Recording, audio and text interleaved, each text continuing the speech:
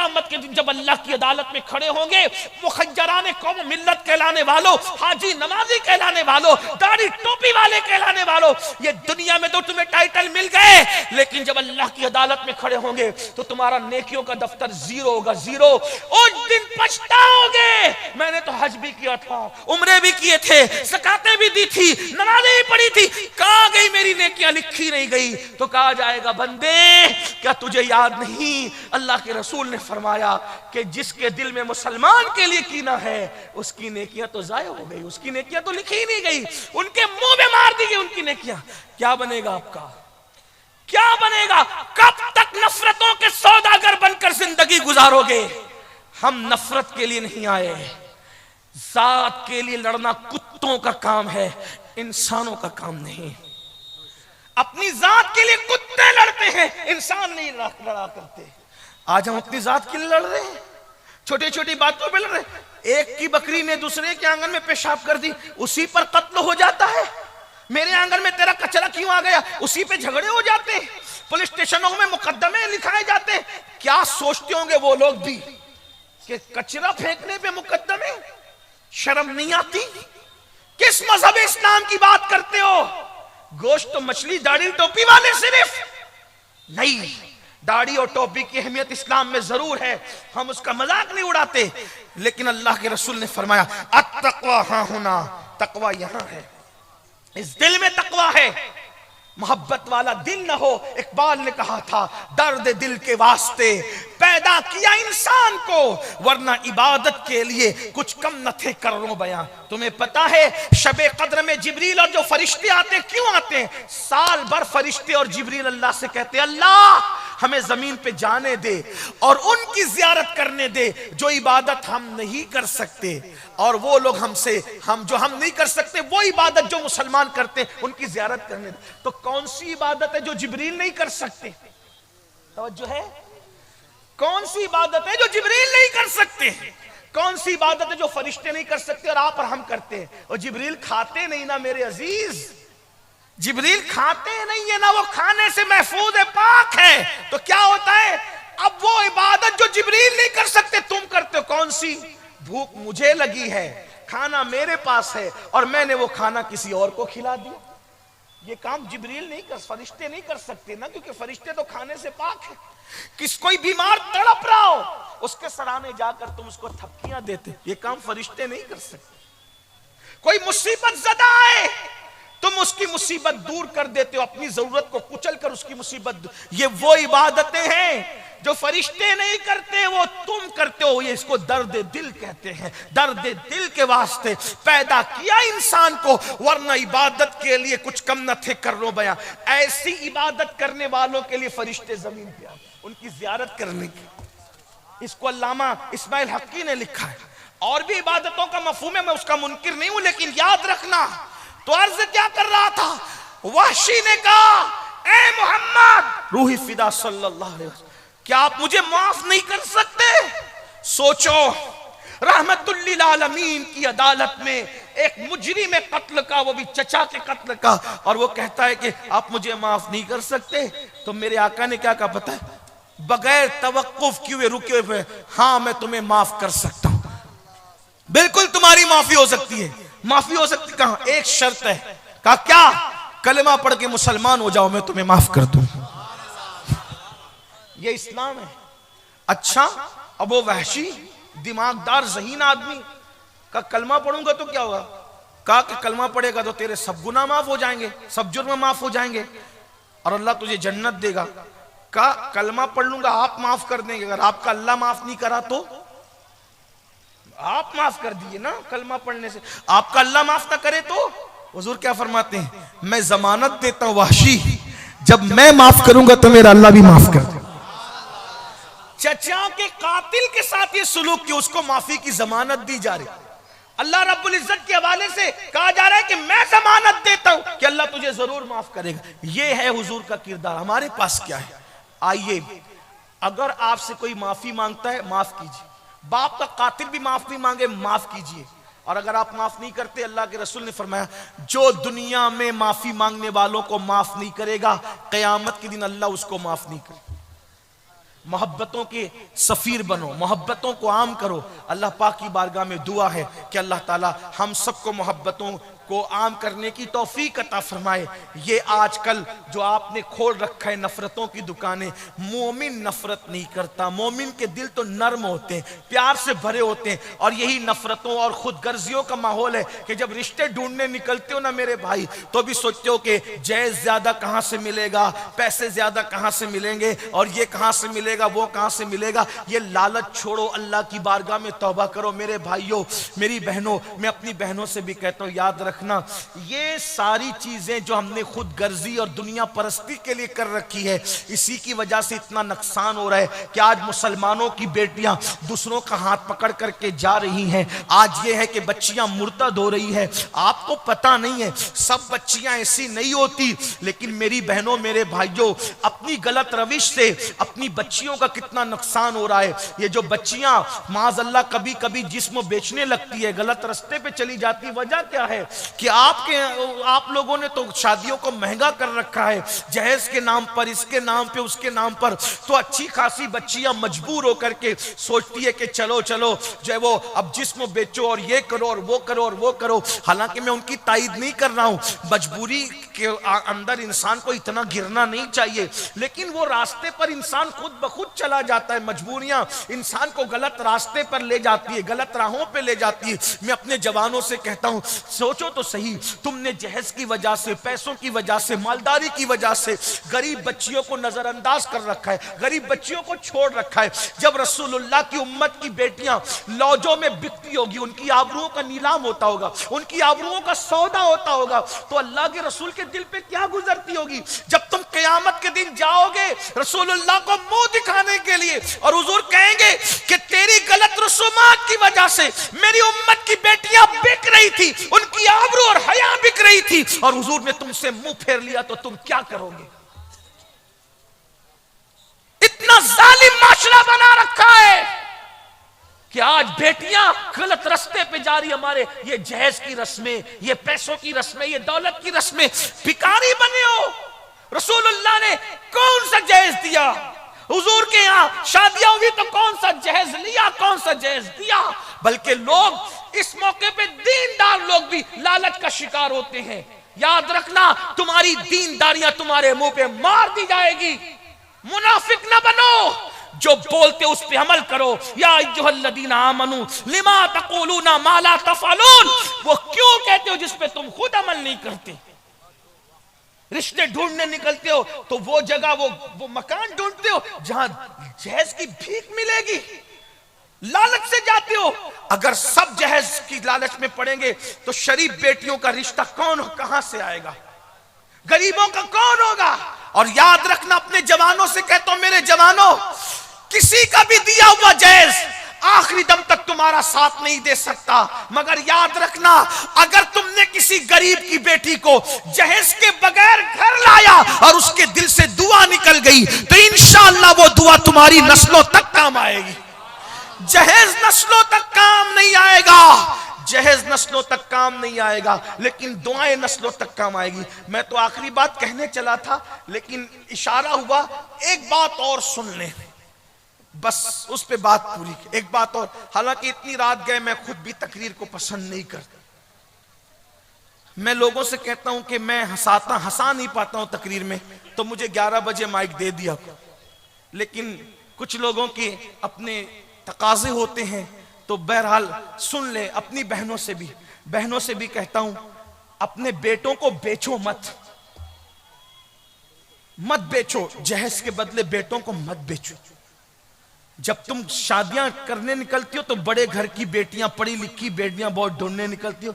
एक बात आपसे कहूं, बहुत कीमती बात, कुछ याद रहे ना रहे,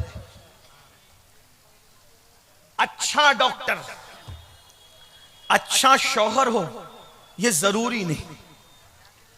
खूबसूरत लड़की, अच्छी बीवी हो ये जरूरी नहीं। अच्छा मुकर्रिर, अच्छा शौहर हो जरूरी नहीं। अच्छा वकील, अच्छा शौहर हो जरूरी नहीं। अच्छा टीचर, अच्छा शौहर हो जरूरी नहीं। अच्छी मुदर्रिसा, अच्छी बीवी हो जरूरी नहीं। तो मेरी आपसे गुजारिश ये है, मालदार, वकील, डॉक्टर शादी के मौके पे ढूंढने मत निकलो, तवज्जो है, वकील ढूंढने निकलो मुकदमे के लिए। ध्यान रखना, बहुत कीमती बात कहने जा रहा हूं, आपकी तवज्जो। वकील ढूंढने निकलो मुकदमे के लिए, वकील की जरूरत मुकदमे में है। डॉक्टर ढूंढने निकले इलाज के लिए, इलाज के वक्त डॉक्टर की जरूरत है। टीचर ढूंढने निकलो पढ़ने लिखने के लिए, पढ़ाई के लिए टीचर की जरूरत है। शादी करने निकलो, डॉक्टर, वकील, टीचर, इंजीनियर, मौलाना, खतीब, अदीब ढूंढने की जरूरत नहीं। जब शादी करने निकलो तो औरत अच्छा शौहर ढूंढे और शौहर अच्छी बीवी ढूंढे। शादी हम क्या कर रहे हैं, शादी में डॉक्टर ढूंढ रहे हैं, तो डॉक्टर तो मिलता है, अच्छा शौहर नहीं मिलता है ना। हम शादी के मौके में मालदार ढूंढ रहे हैं, मालदार तो मिल जाती, अच्छी बीवी नहीं मिलती। तो जब शादियों के लिए निकलो तो सिर्फ अच्छा शौहर तलाश करो, सिर्फ अच्छी बीवी तलाश करो। और याद रखना, कोई अनपढ़ भी कभी अच्छे शौहर का किरदार निभा सकता है, कोई गरीब भी कभी अच्छी बीवी का किरदार निभा सकती है, अगर उसके दिल में अल्लाह का खौफ और खशियत मौजूद है तो। ये बात याद रखना। आज हम सब ढूंढ रहे हैं, अच्छी बीवी नहीं ढूंढ पा रहे, क्योंकि हमने बीवी की हैसियत से ढूंढा ही नहीं। हम सब ढूंढ रहे हैं, अच्छा शौहर नहीं ढूंढ पा रहे, क्योंकि हमने अच्छे शौहर की हैसियत से ढूंढा ही नहीं। हम तो सौदेबाजी के लिए निकले। ये मुशरिकों की रसूमात थी जिसको तुमने अपनाया। और याद रखना, ये इस्लामी माशरा के जलसे माफ करना आपको जन्नत में शायद न ले जा सके, क्योंकि आपने तो अपने माशरे में मुशरिकीन की रसूमात दाखिल। ये जहेज का मांगना लेना देना हमारे मजहब में कहां है कि अपने मजहब में बताओ। हमारे मजहब में तो ये कि एक सेब खाने पर शादी हो जाती है, और वो भी बतौरे सजा सुनाया जाता है, अंधी है, लंगड़ी है, लूली है ना, यही कहा जाता है ना। और वो नौजवान उस सजा को सजा के तौर पे बखुशी कबूल करते हैं। अगर सेब की माफी इसी पर है कि अंधी बीवी चाहिए, लंगड़ी चाहिए, लूली चाहिए, सब ले लेंगे, लेकिन कयामत में सेब का जवाब कौन देगा, है ना। कोई जहेज था साथ में, कोई कपड़े थे साथ में, क्या था। गौसपाक सिर्फ बिरयानी खाने के लिए, गौसपाक के वालिद बुजुर्गवार का ये किरदार नहीं आपके सामने। बहनों से पूछता हूं, मुसीबत में सिर्फ गौसपाक को पुकारती हो, कभी गौसे पाक की अम्मी अब्बा का किरदार भी देखा। और गौसपाक की अम्मी ये भी नहीं कहती आने वाला तो अजनबी मुसाफिर है, मैं उसके साथ कैसे जाऊं, उसका तो खुद का घर भी नहीं है, खुद का मकान नहीं है, कैसे अबू साले से निकाह हो। लेकिन वो सोचती है खुद का मकान हो ना हो, लेकिन अल्लाह से इतना डरने वाला है कि एक सेब की सजा के तौर पे कबूल कर रहा है किसी को। ये होते किरदार, ये दीन, ये मजहब, हम कहां है। तो बात में जो करने चला था इख्तिताम पे, यही कि मजबूरियां गलत रास्ते पे डालती है बेटियों को, बेटों को। एक मर्तबा का वाकया है, 5-7 बहनें थी, 5-7 बहनें थी, उनको रिश्ते नहीं आ रहे थे। जैसे आजकल माहौल है, गरीब को कोई नहीं पूछ रहा है। दीनदार लोग भी ना सिर्फ जलसे में कहते हैं हजरत तकरीर करना, हजरत की तकरीर पे कौन अमल कर रहा है। दीनदार लोगों के यहाँ भी जब बड़े घर देखे जाते थे, कहते आपने तो कहा था, तकरीर तो आप ही ने करवाई थी ना मौलाना से, अब आप जब वो मालदार घराना, क्या करूं हजरत मेरी बीवी नहीं मान रही। वो इतना फरमा बरदार हो गया तो बीवी का, पूरी जिंदगी अपनी चलाता रहा, और अब मालदार घर में रिश्ते के लिए बीवी को आड़ बना लिया। यही होता है ना, ये सब होता है, ये सब झूठ है, मक्कारी, फरेब है। जहेज क्यों मांग रहे हो, अगर बीवी नहीं मान रही है, बीवी की कितनी मानी तूने, आज सब कुछ मलका बीवी को बना दिया, झूठ है। घर की शादियों में गलत रस्में करते हो, औरतें नहीं मान रही घर की, तो औरतों की पूरी जिंदगी तुम मनवाते रहे, और आज शादी के मौके पे इतने बेबस हो गए। इसका मतलब आदमी एक दूसरे के पीछे छुपता है, झूठ बोलता है इंसान, अल्लाह का खौफ जा रहा है दिलों से, वो सोचता ही नहीं कि अल्लाह देख रहा है, मुझे मरना भी, अल्लाह को जवाब भी देना है। बहरहाल तो कई बहनें थी, बड़ी बहन ने देखा कि किसी बहन को ना मुझे रिश्ता आता ना मेरी बहनों को आता है, बड़ी खूबसूरत, बाप को कैंसर का मर्ज हो गया, माँ बीमार रहती है। सोचा या अल्लाह, बाप को कैंसर हो गया, माँ बीमार रहती है, कोई हमारी मदद नहीं करता, कोई हमारी इमदाद नहीं करता, चलो एक काम करते हैं, बाजार हुस्न में रात को औरतें अपना जिस्म बेचती हैं, तो हम भी चुपके से जा करके अपनी आबरू को बेचा है।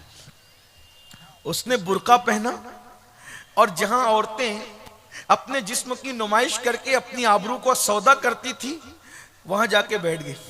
गरीब की बेटी थी, उसके पास मेकअप करने का कोई सामान भी नहीं था, लेकिन इतनी खूबसूरत थी, क्योंकि अल्लाह के यहां हुस्न देने के लिए अमीर और गरीब का फर्क नहीं होता। अल्लाह जिसके घर चाहता है खूबसूरत बच्चे पैदा कर देता है।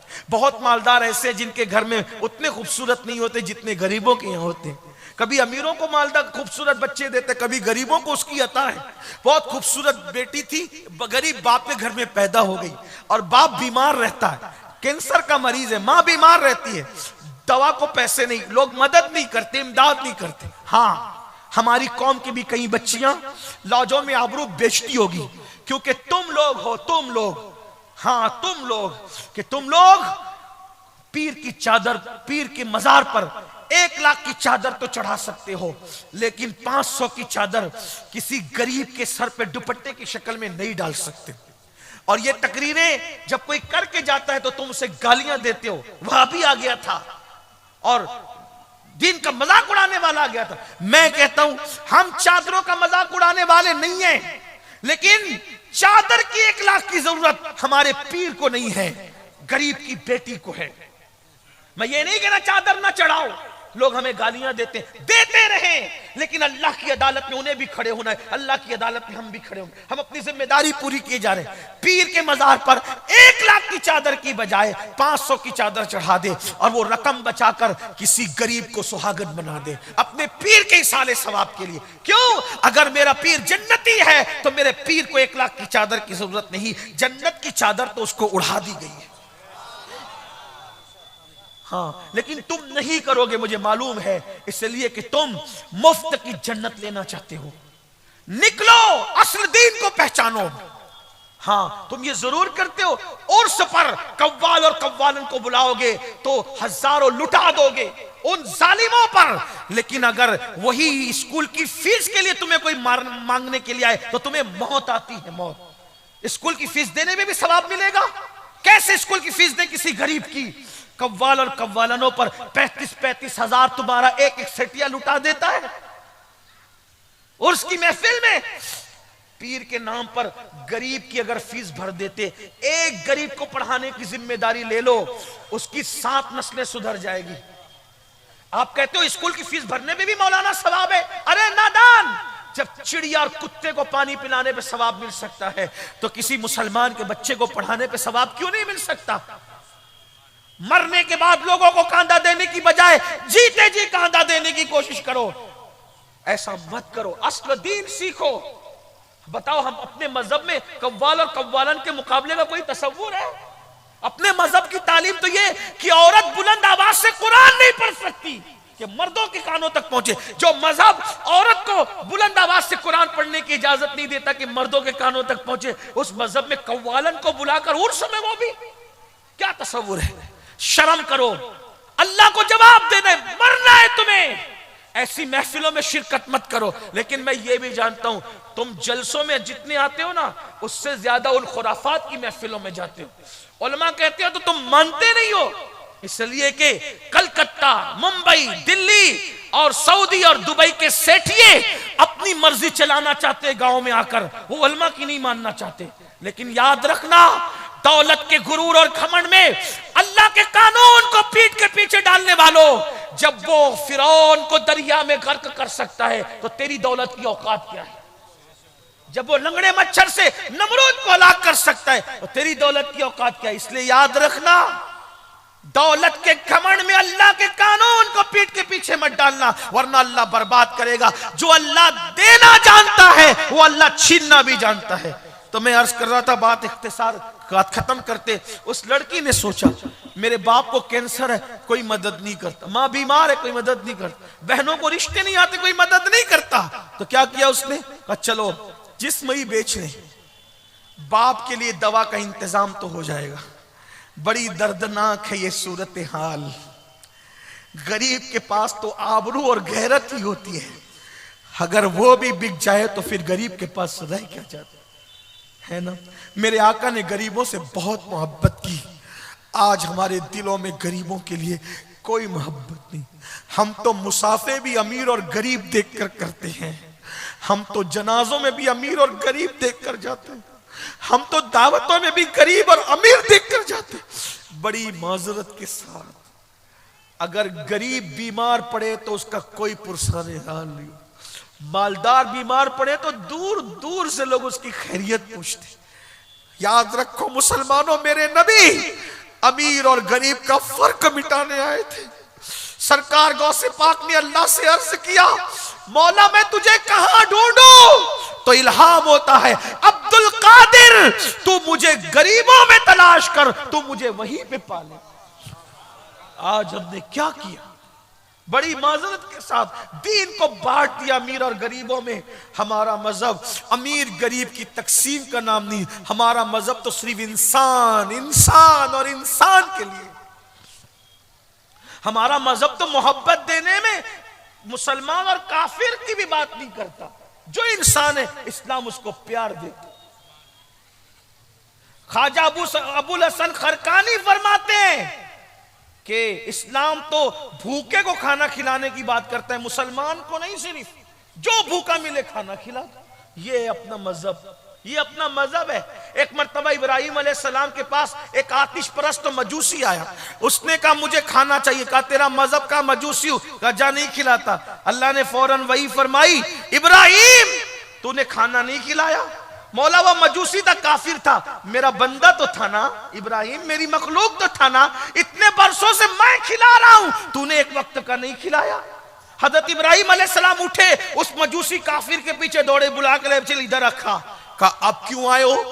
कहा अल्लाह ने मुझ पे वही की, मेरा बंदा तो है ना, काफिर है मगर मेरा बंदा है, तूने खाना क्यों नहीं खिलाया? तो मजूसी ने कहा कि जो मेरा अल्लाह मेरा इतना ख्याल करता है, फिर मैं उसकी बगावत क्यों करूं? कलमा पढ़ा, इस्लाम में दाखिल कर। भाइयों ये अपना मजहब है, लेकिन हम तो मुसलमान को प्यार नहीं दे रहे, दूसरों को क्या प्यार दोगे? हाँ, जो इस्लामी हुदूद है वो है, अपनी जगह है, लेकिन प्यार खाना खिलाना, प्यार देना, अखलाक से पेश आना, इसमें हुजूर अलैहिस्सलाम ने मजहब में भी कोई तफरीक नहीं फरमाई। कुत्तों को पानी पिलाने पे भी जन्नत मिली, चिड़ियों की जान बचाने पे भी जन्नत मिली, रास्ते से तकलीफ देने वाली चीज हटाने पे भी जन्नत मिली। कहां हो मुसलमानों? अपने मजहब को पढ़ो, रसूमात के इर्द गिर्द सिर्फ मत फिरो, दीन पढ़ो, उलमा से दीन सीखो। तो वो लड़की ने सोचा बाप की बीमारी है, कोई मदद ही नहीं करता, कोई इमदाद ही नहीं करता। क्या किया? बुर्का ओढ़ कर गई और बाजार हुस्न में बैठ गई। पूरे बाजार हुस्न में सबसे खूबसूरत वही लड़की थी, लेकिन खुदा का करना, अल्लाह की शान, जो आता उसके करीब आता तो ऐसा लगता कि कुदरती तौर पे उसकी नजर झुक जाती और आगे बढ़ जाती। ये देखती रहती कि अब आकर कोई सौदा करेगा, और अब आकर, क्योंकि अभी तक उसने कभी आबरू बेची नहीं थी, पहला इत्तेफाक था, सूबे इत्तेफाक गुर्बत लाई थी आबरू बेचने के लिए। लेकिन जैसे कोई आता उसकी नजर झुक जाती, देखता ही नहीं उसको, आगे बढ़ जाता, देखता ही नहीं आगे बढ़ जाता। शाम से लेकर रात तक, आधी रात तक बाजार हुस्न सजा रहा। हर आने वाला अय्याश आया और अपनी पसंद की एक एक उठा ले गया, लेकिन इसको कोई ना ले गया। फूट फूट के रोई, और जाहिरी नाकामी पर और हकीकत में कामयाबी पर फूट फूट के रोई। बाप की बीमारी के इलाज के लिए आबरू बेचने आई थी, सो वो भी ना बिकी। मुझसे कम हसीन औरतों को लोग ले गए, लेकिन मुझे देखा तक नहीं। आधी रात हो रही थी, बल्कि आधी रात भी गुजर चुकी थी। घर में हंगामा था। माँ अपनी बेटियों से पूछ रही थी तेरी बहन कहाँ है? बाप बेहोश हो रहा था, तेरी बहन कहाँ है, बताओ कहाँ है? कोई जवाब नहीं दे रहा था। आधी रात के बाद दरवाजे पे दस्तक हुई। बाप का कलेजा कांप गया। माँ के हाथों पर कपकपी तारी हुई।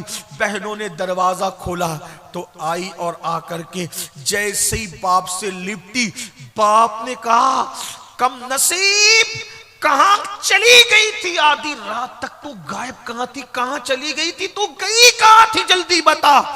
तो बेटी ने बाप से फूट फूट कर रोते हुए कहा अब्बू जरूर बताऊंगी, लेकिन पहले मुझे माफ कर दो अब्बू, फिर बताऊंगी। कहा बता कहां गई थी?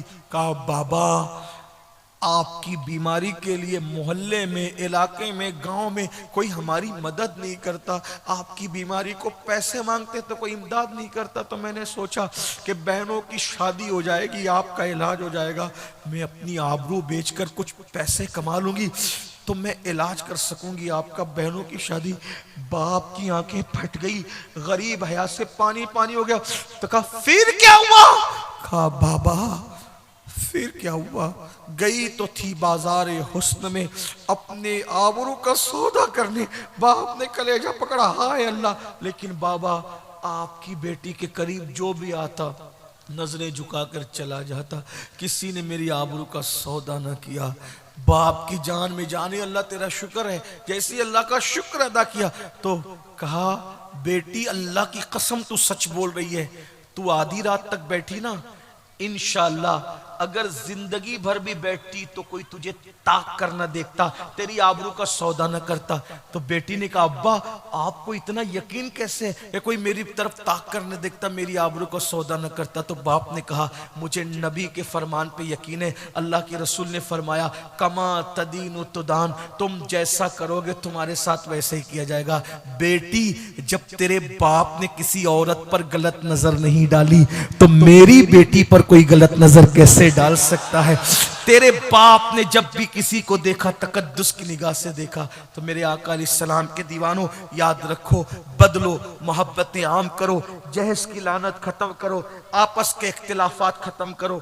हाँ मगर याद रखना मोहब्बत उसी से होगी जो मेरे आका से मोहब्बत करे। जो आका की गुस्ताखी करे फिर उसके लिए हमारा तो मामला यही है कि नबी से जो हो बेगाना। ताजुश शरिया मसलक बयान कर रहे, उन्हीं के नाम की कॉन्फ्रेंस है। नबी से जो हो बेगाना उसे दिल से जुदा कर दे, पिदर मादर बिरादर जानो माल उन पर फिदा कर दे। आपस में मोहब्बत करो, प्यार करो और एक दूसरे को माफ करो। तुम एक दूसरे को माफ करो, अल्लाह तुम्हें माफ करेगा। शादियों की फजूल खर्चियां खत्म करो, गरीबों की बच्चियों को भी अपनाओ। देखो जब शादी करने निकलो तो अपनी रिश्तेदारियों में पहले देखो कोई गरीब है उसको प्रायोरिटी दो, बाद में बाहर निकला करो, उसकी बहुत बरकतें होगी। अल्लाह पाक तौफीक बख्शे। गुफ्तगू के दरमियान कोई गलती हो तो अल्लाह ताला माफ कर दे। अस्तगफिरुल्लाह रब्बी इन्ना रब्बी लगफूरुर रहीम व मा अलैना इल्लल बलाग। अस्सलामु अलैकुम व रहमतुल्लाहि व बरकातहू।